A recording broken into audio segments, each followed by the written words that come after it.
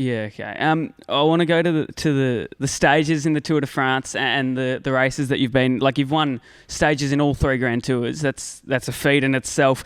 Did any one of those mean differently, or was there one that stands out to you more, or that like meant the most to you out of the stages that you've won in the 3 Grand Tours?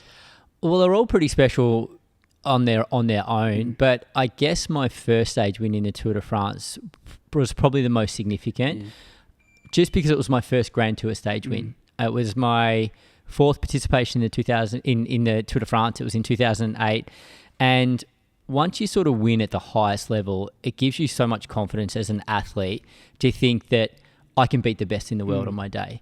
So I won a stage in the Tour de France in 2008.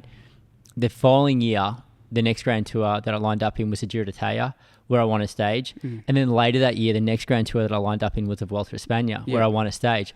So I won my 3 Grand Tour stages consecutively in each one that I lined up in.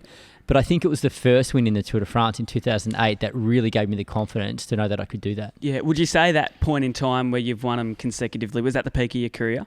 No, the peak of my career, funnily enough, was quite a few years after that. So that was in 2007 and 2008 and 9, where I won those 3 Grand Tour stages.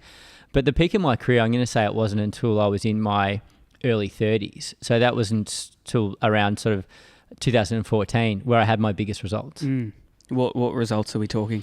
So in 2014, I won Liège Best on Liège, which is actually the race I'm commentating this weekend.